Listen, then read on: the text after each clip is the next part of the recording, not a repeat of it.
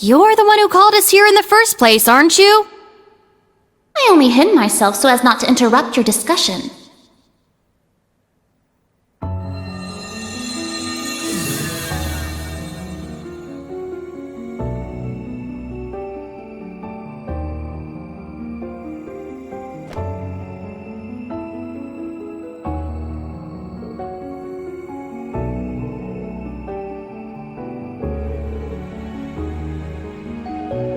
Indeed. But you may simply call me Rose. I had you all gather here for one reason. To explain to you the background between the Hexen clan and the Church.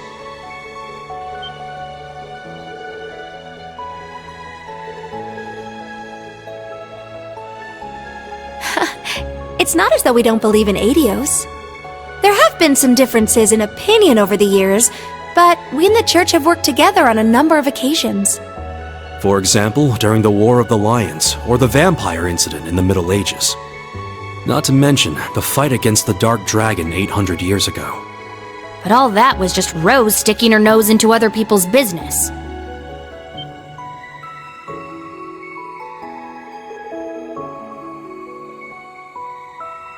Legend has it, Emperor Dreikel's camp was once visited by a good witch. And the novel Red Moon Rose features a vampire hunter affiliated with the Church who was, in truth, the true ancestor of the vampires. The woman you now see before you was both of these people, even if she looks a bit different.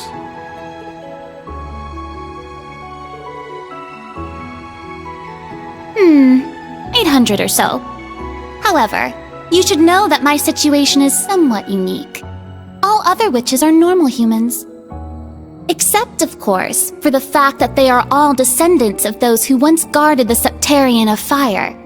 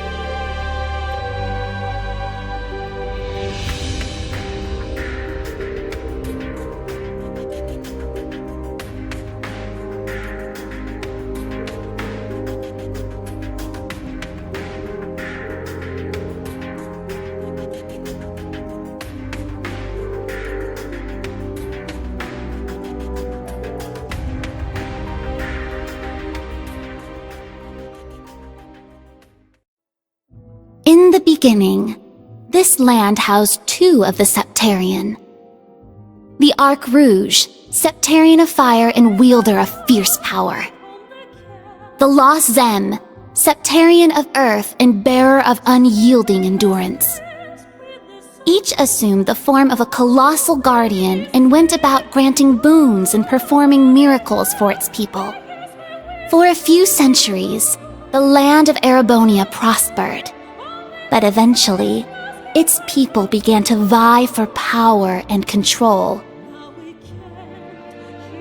The Sept Terrions had always granted their people's wishes, but now, their peoples each wished for the other's destruction.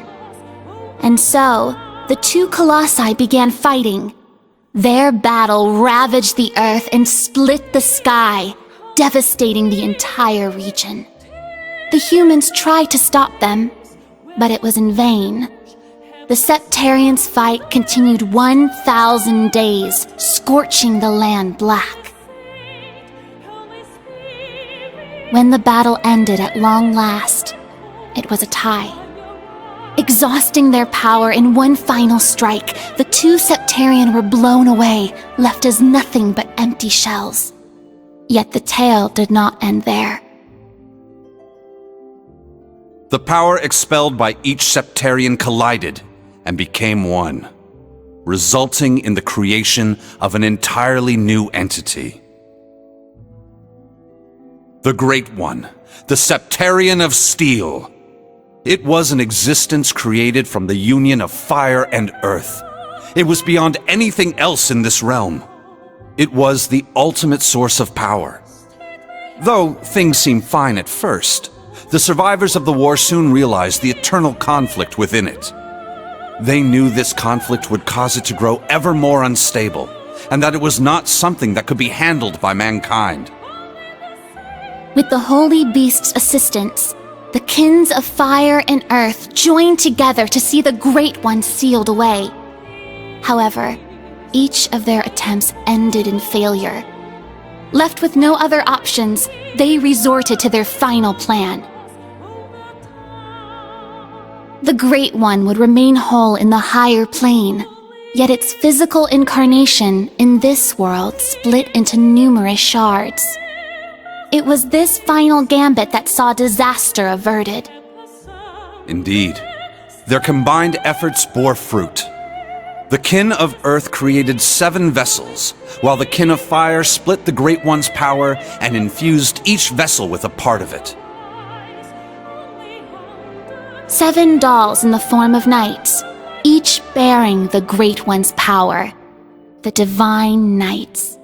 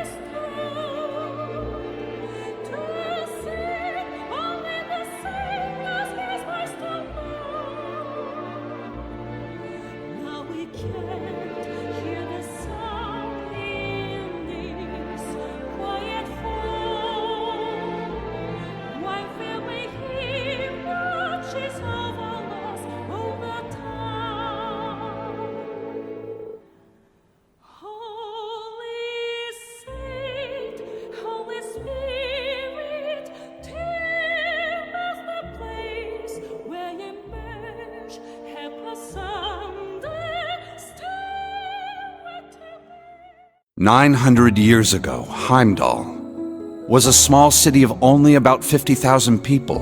However, it was one of the burgeoning centers of culture for the region.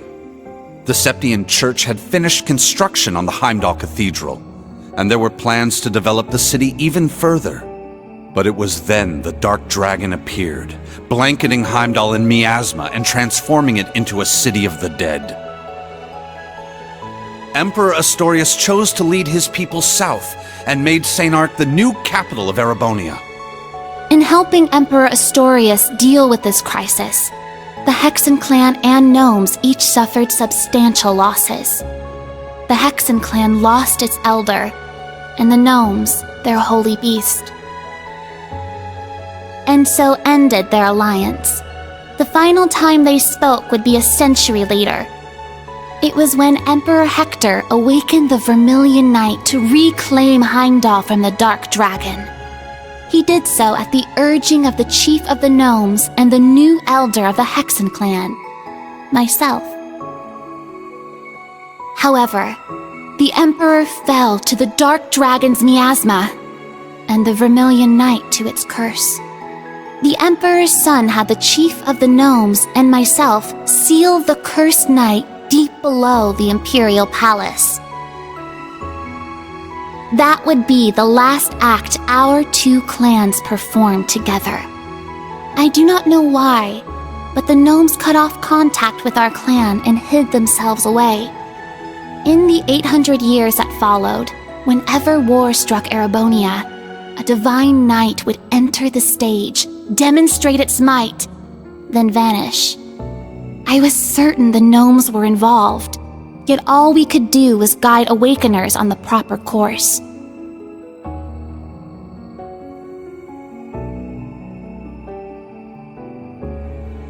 This unending pattern reached its most fevered peak 250 years ago during the War of the Lions. The false Emperor Orthros unearthed the cursed Vermilion Knight, and a mercenary under Prince Lucius' employ awakened the Palatinate Knight.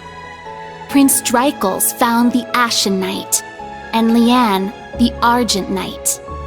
The four awakened at once, made for a grand war indeed.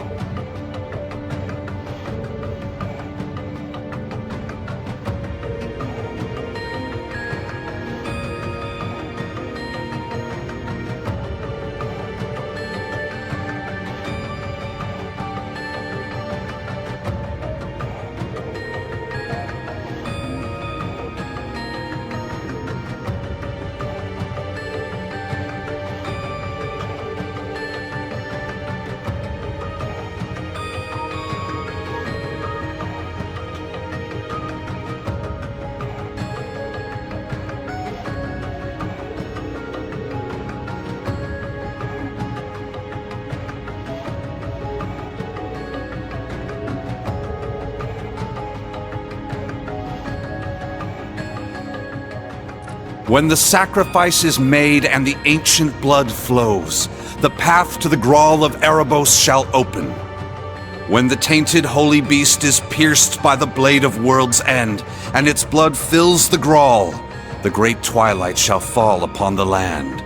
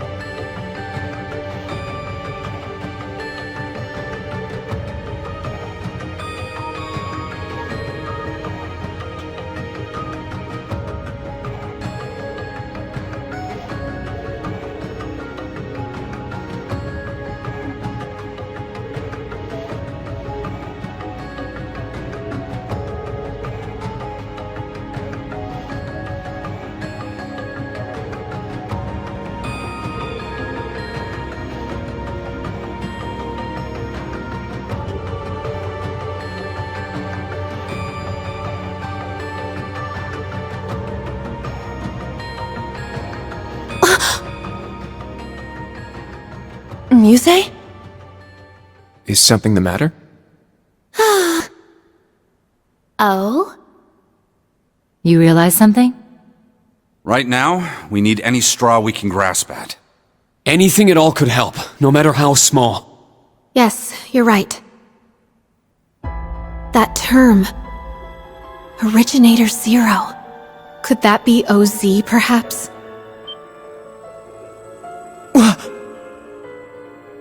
That's what the Black Workshop called Millium and Altina. They're model numbers! OZ. Oh, what are you talking about? So you finally made it. That voice.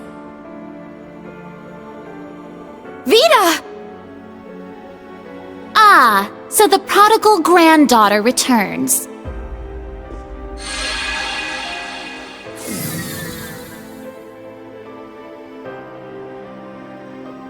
Misty, Vita! I heard you had been acting on your own. Nice to see you again, Grandmother. Emma, Celine, and Class 7, too. And thank you for mediating, Mr. Lysander. Oh, don't even mention it. It always breaks my heart to see a family torn apart so. Vita! Why? You really don't plan on ever coming back, do you? That's correct. As I said before, my allegiance will forever lie with the Grandmaster. I can't return to you and Grandmother. I can never go back to the way I used to be. Just like the Steel Maiden. Seriously, who even is this Grandmaster person? I have no clue. But it is clear she is quite taken with them. So do tell, Vita. If you have not decided to return to us, why show yourself now? Has Ouroboros finally decided upon its course of action? Yes. After our experiments with the 3 ions, the 6 other Anguis came to a unanimous decision. They decided to ignore my warning. They will work with the Chancellor and the Gnomes to bring about the Great Twilight, completing the Phantasmal Blaze plan. That's... So that's how it is. The reason Ouroboros was so quiet the past month wasn't because they left Erebonia. It was to carry out their plan, and determine whether they should work alongside enemies and traitors. How can that be? If that were the case, it means... They're all our enemies? Is this? It's not the cathedral's bell. Huh? I think I recognize it from Crossbell. You do? Yeah, I'm sure of it. I remember hearing it right before the incidents in Crossbell, when we were still independent. Oh! The one from the museum! The bell from Stargazer's tower? But the sound's coming from a different direction than the museum. The Phantasmal Blaze plan. What a fitting name. I wonder how much of this she foresaw. That is quite enough mumbling to yourself. If you know what is going on, show us! It'll be a bit tough without Grianos. I'll need your help, Grandmother. Emma, Celine, you too. Yes! Ugh, I'm not your slave.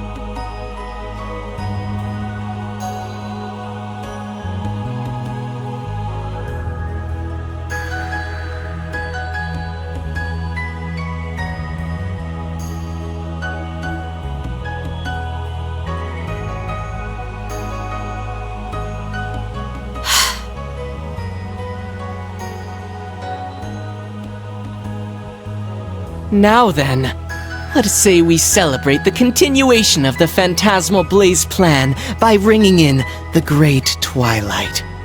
I, Enforcer number 0, the Fool, shall play the opening note.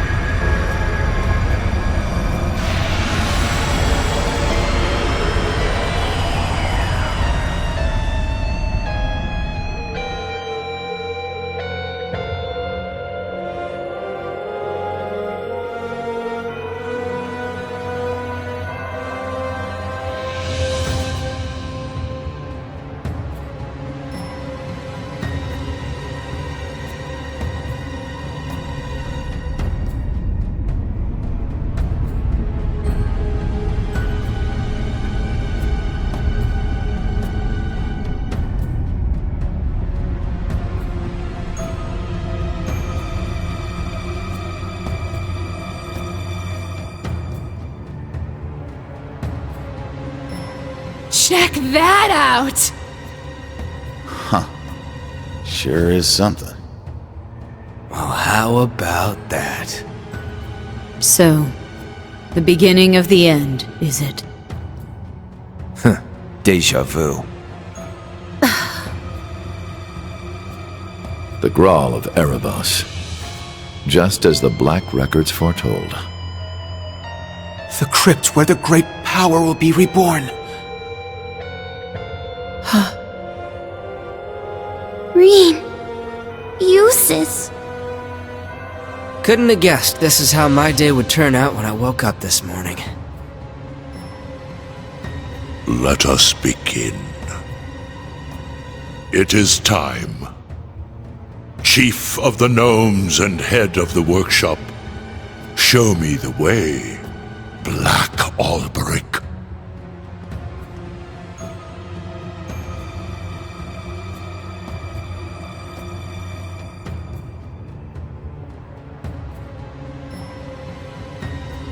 As you wish, my lord.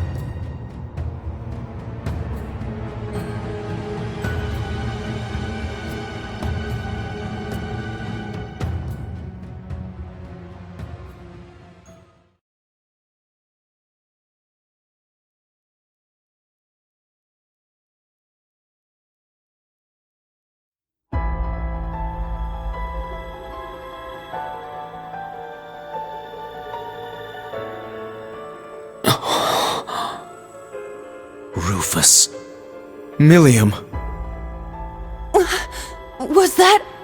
Allie? Yes. But why? Boss, Zeno, and Leo. Azure Siegfried.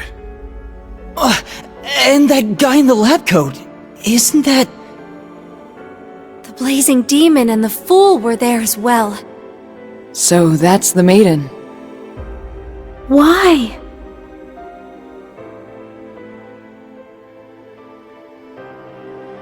We just spoke this morning and...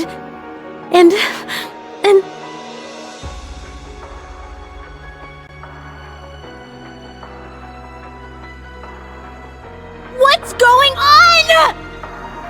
Lisa. That man's name was Lumen or something like that, right? His hair looked different. Franz Lumen. The first disciple of G. Schmidt and the deceased husband of the Reinford Group's chairman. Also known as Franz Reinford. Ah, so he has been lurking in the shadows these past 20 years. Yes. Perhaps for the sake of working with the Chancellor, to engineer this very moment. Elisa... Snap out of it! Now's not the time! As a bracer, I can't just sit here and let them pull off whatever that Twilight crap is they're planning. How about all of you? She's right. We can't stop here. We gathered together to do whatever we could to help. Our goal remains unchanged. Yep, true. Elisa, let's go. Yeah. Well, Vita, what will you do now? Well, I'd like to charge in there alongside the rest of you, mostly out of spite.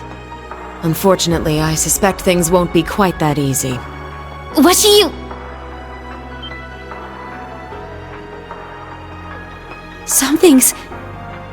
There's a turbulent swirl in the mana. Was that?